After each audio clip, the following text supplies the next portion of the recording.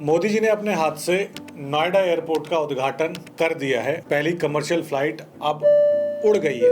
Ladies and gentlemen, welcome to Noida International Airport on its historic first commercial flight. May every journey you take from here be safe, joyful and truly memorable. तो सवाल अब ये पुराना हो गया है कि नोएडा एयरपोर्ट कब बनेगा। नया सवाल ये है कि इसके अराउंड गौतम बुद्ध नगर में जो 15 मेगा प्रोजेक्ट्स हैं उनमें से कौन सा रियल है और कौन सा अभी भी सिर्फ कागज पर है। आज मैं गौतम बुद्ध नगर के इंफ्रास्ट्रक्चर प्रोजेक्ट्स की बात करूंगा और इन्हें मैं रैंडम ऑर्डर में नहीं बल्कि एग्जैक्टली जैसे वो ग्राउंड पर खड़े हैं वैसे दिखाऊंगा। पहले जहां मशीन चल रही है, फिर जहां अप्रूवल आ चुका है, काम बस शुरू होने वाला है और आखिर में जहां अभी सिर्फ डिस्कशन चल रहा है। बिकॉज ये propose to under construction timeline will help you in mapping your investment a lot better. जय भूमि जय भारत दोस्तों, मैं हूं अभिमन्यु जादौन, आपका अपना real estate consultant based in Bharat. तो चलिए वीडियो स्टार्ट करते हैं। First let's start with places where the machines are already running, जहां कंस्ट्रक्शन कहीं ना कहीं स्टार्ट हो चुकी है। तो उसमें सबसे पहला है चिल्ला एलिवेटेड रोड। ये प्रोजेक्ट 2019 में शुरू हुआ था, फिर 4 साल तक फंडिंग डिस्प्यूट में अटका रहा। 2025 में फाइनली पैसा रिलीज हुआ था एंड कंस्ट्रक्शन स्टार्टेड। 5.6 किलोमीटर का ये 6 लेन एलिवेटेड कॉरिडोर दिल्ली के चिल्ला से नोएडा के महामाया फ्लाईओवर तक बन रहा है। 47% के आसपास काम कंप्लीट हो चुका है। ये road Mayur Vihar, sector 14A और नोएडा एक्सप्रेसवे के रोज के ट्रैफिक जैम को ईज करेगा। 893 करोड़ की लागत से प्रोजेक्ट को बनाया जा रहा है और इसे जुलाई 2027 तक पब्लिक के लिए खोलने का टारगेट है। Now I want you to look at the alignment of the corridor and tell me in comments कि इस रोड के बनने के बाद नोएडा के कौन से एरिया के प्रोजेक्ट्स की डिमांड बढ़ेगी, दिल्ली पहुंचने का समय कहां से और कम लगेगा इसके बनने के बाद। अब ईस्ट एनसीआर के एक ऐसे रोड की बात करते हैं जो फरीदाबाद रियल एस्टेट के लिए एक गेम चेंजर साबित होगा। फरीदाबाद सेक्टर 65 से नोएडा एयरपोर्ट के लिए 31 किलोमीटर लंबा 6 lane expandable to 8 lane greenfield expressway. इस रोड का दोनों साइड से, एयरपोर्ट एंड फरीदाबाद की साइड से, construction is in full swing right now. अभी कुछ टाइम पहले 8.5 किलोमीटर का जो एलिवेटेड सेक्शन है वो भी अप्रूव हो गया है, जिसकी वजह से कॉस्ट 1650 करोड़ से बढ़ के 2450 से 3630 करोड़ तक पहुंच गई है। इस रोड के बनने के बाद Faridabad to airport distance will come down to 15 to 20 minutes. अब पूरे एक्सप्रेसवे को अप्रैल 2027 तक स्टार्ट करने का प्लान है, विच आई हाईली डाउट, लेकिन हाँ स्टार्ट तो किया ही जा सकता है। अब मेरा आपसे सेम सवाल है, व्हाट डू यू थिंक इस एक्सप्रेस के बनने के बाद किस एरिया एंड प्रोजेक्ट को सबसे ज्यादा फायदा होगा? आप मुझे कॉमेंट्स में जरूर बताइएगा। अभी अगला जो प्रोजेक्ट है might seem small but it's going to save a lot of time for logistics, interstate travel and airport connectivity travel. और यह ईस्टर्न पेरिफेरल एक्सप्रेसवे और यमुना एक्सप्रेसवे को कनेक्ट करने के लिए Noida international university and JP sport city के पास cloverleaf interchange जो बनाया जा रहा है। कंस्ट्रक्शन ऑलरेडी अभी फुल स्विंग में चल रही है। By next year this interchange will start. ये इंटरचेंज भारत के 2 बिजिएस्ट एक्सप्रेसवे को जोड़ता है और इसको फास्ट ट्रैक किया जा रहा है अभी, क्योंकि नया जो एयरपोर्ट है उसके ट्रैफिक को बिना इसके स्मूथली मैनेज करना will be quite difficult. And fourth जो प्रोजेक्ट है वो एनसीआर का सबसे लेजेंडरी केस है आज का, और इसका नाम है FNG यानी कि फरीदाबाद नोएडा गाजियाबाद एक्सप्रेसवे। ये 1989 में प्रपोज हुआ था, कुछ हिस्सा पहले बन गया था बट स्टेट डिस्प्यूट के चलते काफी टाइम से डिस्प्यूट ही चल रहा था। लेकिन अब फाइनली 37 साल बाद हरियाणा और यूपी सरकार दोनों ने इस प्रोजेक्ट के बचे हुए पार्ट के लिए 50-50% कॉस्ट शेयर करने के लिए हामी भर दी है, जो कि ब्रिज बनना है मेनली वो। बाकी दोनों साइड से जो दोनों स्टेट्स हैं उन्होंने अपनी साइड पे बचे हुए सेक्शंस हैं उन पे काम करना ऑलरेडी चालू कर दिया है। 2029 तक मोस्टली अभी एक्सप्रेसवे बन जाना चाहिए दोनों साइड, क्योंकि आज की डेट में सेम पार्टी की सरकार है तो इस बार तो मुझे लगता है बन ही जाएगा। अब ये एक्सप्रेसवे जो है नोएडा के कमर्शियल एंड फरीदाबाद के कुछ रेजिडेंशियल प्रोजेक्ट्स की डिमांड अचानक से बढ़ाएगा। अब मैं सेम सवाल दोबारा नहीं बोलूंगा, आप समझते हैं, कमेंट करना क्या है। Now the next project is a 6 lane expressway जो नोएडा ग्रेटर नोएडा कनेक्टिविटी को सुपर फास्ट कर देगा। Starting from Noida sector 146 to Greater Noida के नॉलेज पार्क 3 तक जाएगा and most of the work is complete है। फाइनल एक ब्रिज एंड ब्लैक टॉप का काम अभी चल रहा है and mostly by the end of this year this expressway should start. Her project का नाम लेते समय एटलीस्ट एक प्रोजेक्ट ऐसा है जो मेरे दिमाग में आ रहा है अभी, जिन्हें इन प्रोजेक्ट से सबसे ज़्यादा फायदा होगा। उनकी डिटेल्स, कुछ प्रोजेक्ट्स की detail I will give in my community after a week. तब तक आप मुझे कमेंट्स में बताओ। Next project is also in Greater Noida. Greater Noida के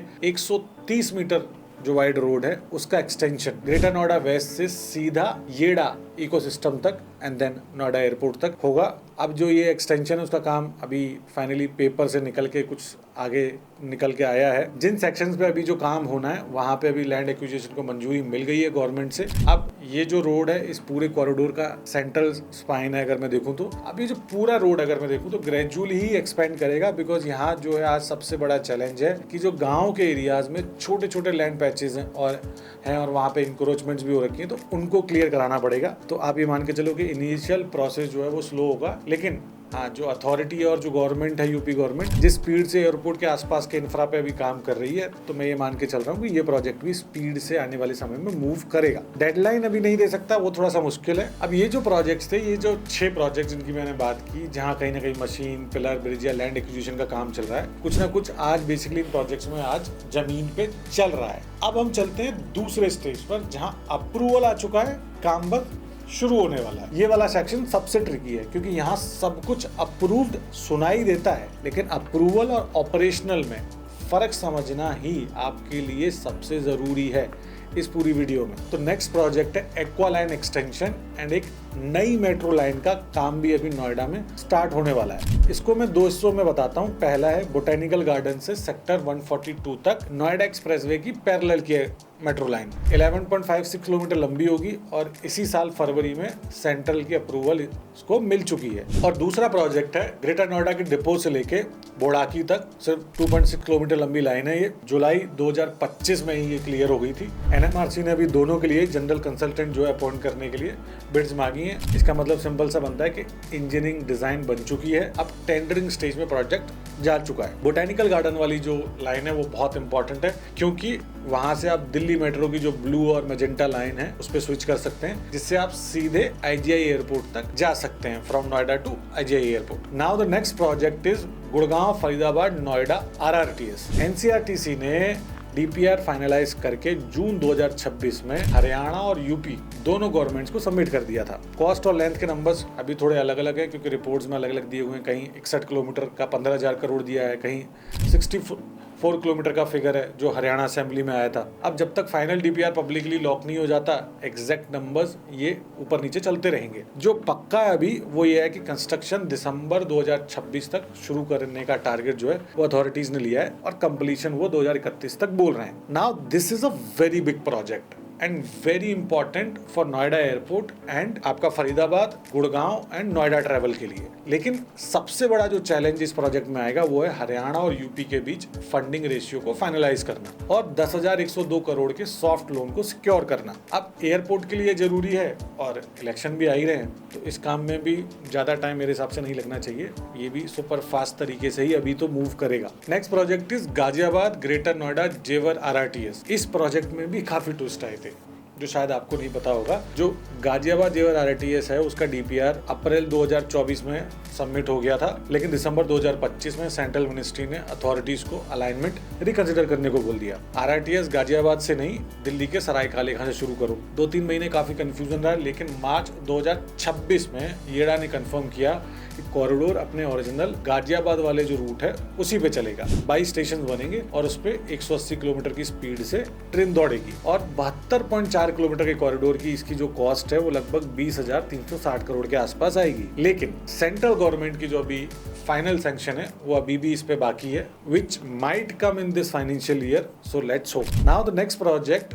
जिसके बारे में हम बात करेंगे उसमें भी एक बहुत बड़ा ट्विस्ट है, आरआरटीएस जैसा ही, बस इसका जो लेटेस्ट अपडेट है वो सिर्फ अभी 1 हफ्ते पुराना है। ग्रेटर नोएडा वेस्ट को एक्वा लाइन से जोड़ने वाले पूरे 17 किलोमीटर एक्सटेंशन का जो डीपीआर था यूपी गवर्नमेंट ने नवंबर 2024 में ही अप्रूव कर दिया था, लेकिन पूरे कॉरिडोर को जो अप्रूवल मिलने में टाइम लगा, तो एनएमआरसी ने इसे छोटे फेजेस में तोड़कर दोबारा प्रेजेंट किया। पहला 7.5 किलोमीटर सेक्टर 61 से ग्रेटर नोएडा वेस्ट सेक्टर 4 तक 5 स्टेशंस के साथ और 22 जुलाई 2026 को पब्लिक इन्वेस्टमेंट बोर्ड यानी कि पीआईबी ने इस छोटे फेज को अप्रूव कर दिया है। अब ये जो प्रपोजल है वो फाइनल क्लियरेंस के लिए यूनियन कैबिनेट के पास गया है एंड एनएमआरसी के जो एमडी हैं उन्होंने खुद कंफर्म किया है कि अप्रूवल मिलने के बाद अब फाइनली कंस्ट्रक्शन स्टार्ट होगा और लगभग 2 साल का समय लगेगा इसको बनने में। एंड एनएमआरसी ने खुद ये भी कहा है कि ये जो प्रोजेक्ट है वो आरआरटीए से ओवरलैप नहीं करता है। अब on the other hand Noida airport को गंगा एक्सप्रेसवे से जोड़ने वाला जो लिंक एक्सप्रेसवे है उसके लिए यूपी गवर्नमेंट ने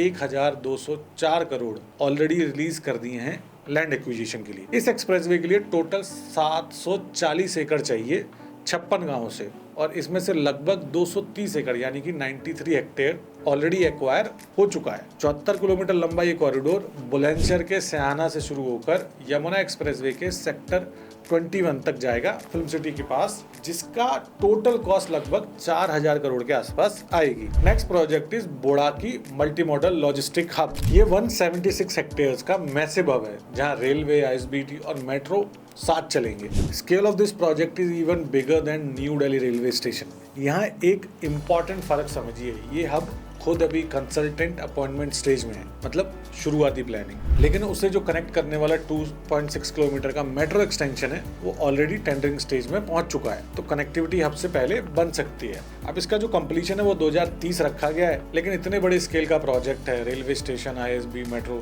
तीनों एक साथ इंटीग्रेट करना ही अपने आप में एक इंजीनियरिंग चैलेंज है पहले तो, और इस टाइमलाइन में सब बनाना इज वेरी डिफिकल्ट। तो 3-4 साल तो आप बहुत आराम से मान के चलो कि ज्यादा लगेंगे ही लगेंगे। अब चलते हैं आखिरी के 3 प्रोजेक्ट्स पे, और ये सेक्शन है जहां सबसे ज्यादा लोग कंफ्यूज होते हैं क्योंकि इनके जो है नाम बहुत बड़े हैं लेकिन ग्राउंड पर अभी कुछ भी नहीं है। और उसमें से पहला प्रोजेक्ट है एक नया 6 to 8 लेन एक्सप्रेसवे जो कि पैरेलल टू नोएडा एक्सप्रेसवे चलेगा। ओखला बराज सेक्टर 94 के पास से स्टार्ट हो गई, यमुना के जो एम्बार्कमेंट है उसके साथ साथ ये पूरा का पूरा एक्सप्रेसवे ग्रेटर नोएडा तक जाएगा, ताकि जो original Noida Greater Noida expressway उसका लोड कम किया जा सके। जून 2026 में एनएचएआई ने सिर्फ एक ड्राफ्ट अलाइनमेंट सबमिट की है अभी। अब ये जो रोड है यमुना के फ्लड कंट्रोल एम्बार्कमेंट के साथ बनेगा पुश्ता पे, इसीलिए जो इरिगेशन डिपार्टमेंट की एनओसी है वो बहुत इंपॉर्टेंट हो जाती है। अब एक्सप्रेसवे की लेंथ कहीं 29 किलोमीटर लिखी हुई है तो कहीं 35 kilometer, report to report vary करती है। जब तक ये एनओसी नहीं मिलती या एग्जीक्यूटिंग एजेंसी कुछ फाइनल नहीं हो जाती तब तक अभी डेडलाइन के बारे में कुछ बोलना या कुछ भी पुख्ता बोलना बड़ा ही मुश्किल है। इसके बाद नेक्स्ट प्रोजेक्ट है, उसका नाम भी बहुत बड़ा है और शायद सबसे दूर का प्रोजेक्ट इस पूरी लिस्ट में वही है, दिल्ली वाराणसी बुलेट ट्रेन, जिसमें नोएडा एयरपोर्ट पे एक अंडरग्राउंड स्टेशन बनेगा। ये इसका कंफर्म अलाइनमेंट का पार्ट है, लेकिन रियलिटी ये है कि ये अभी डीपीआर और प्लानिंग स्टेज में है। और जो हाई स्पीड रेल प्रोजेक्ट्स में होते हैं उसमें कैपिटल जो है रिक्वायरमेंट बहुत ज्यादा होती है, जिसकी वजह से सेंट्रल गवर्नमेंट को दूसरे जो नेशनल कॉरिडोर्स के जो प्रोजेक्ट्स होते हैं उसके ऊपर उनको प्रायोरिटाइज करना पड़ता है, विच इन दिस केस थोड़ा कम है अभी, इसलिए स्पीड भी अभी काफी स्लो है। बातें चल रही हैं, बातें स्पीड में है, लेकिन एक्चुअल में काम अभी काफी स्लो है। और जो आखिरी का प्रोजेक्ट है अभी वो बिल्कुल फ्रेश न्यूज है इस पूरी लिस्ट में, जो आपने अभी रिसेंटली सुनी भी होगी, शाहबेरी डबल डेकर फ्लाईओवर जुलाई 2026 में ही न्यूली प्रपोज्ड हुआ है to connect the 130 meter road in Greater Noida west with Shahberi Crossing Republic and NH9 which will provide seamless access to Delhi Meerut expressway. 900 crore का ये प्रोजेक्ट है और शाहबेरी का जो अच्छा खासा जो फेमस ट्रैफिक जैम जो लगता है उसको कम करने के लिए इसको बनाया जाएगा। लेकिन अभी ये भी प्लानिंग और अप्रूवल स्टेज में है, कंस्ट्रक्शन शुरू होने में इसमें भी टाइम लगेगा क्योंकि इतनी हैवी कंस्ट्रक्शन इतने चोक्ड कॉरिडोर में, और वो भी रोज के ट्रैफिक को बिना रुके करना खुद में एक चैलेंज होगा, तो समय भी आप थोड़ा ज्यादा ही मान के चलो। And now the main question is कि इस वीडियो से आप अपनी इन्वेस्टमेंट कैसे प्लान कर सकते हो। इसका बहुत सिंपल रूल मैं आपको बताता हूँ। जो कंस्ट्रक्शन स्टार्टेड बकेट में है उसका इम्पैक्ट आप मान के चलो आपको अगले 2 से 3 साल में दिखना शुरू हो जाएगा, एंड जो अबाउट टू स्टार्ट है उसका इम्पैक्ट 4 से 6 साल में आएगा। और जो प्रपोज्ड है उसका टाइमलाइन आप या मैं डिसाइड ही नहीं कर सकते क्योंकि अभी तो खुद गवर्नमेंट भी डिसाइड ही नहीं कर पाई। न्यूज़ में ज़्यादा आने से टाइमलाइन शॉर्ट नहीं होती, फोमो जरूर बनाया जा सकता है। अगर आपको ये समझना है कि इन सब कॉरिडोर्स के पास कौन से प्रोजेक्ट में इन्वेस्ट करना चाहिए, चाहे फिर वो रेंटल इनकम हो या प्राइस अप्रिसिएशन हो, and that too with a proper timeline, then you have my number. बाकी मैं आपको मिलूंगा अगली वीडियो में, तब तक आप हंसते रहिए, मुस्कुराते रहिए, प्यार दिखाते रहिए। जय भूमि, जय भारत।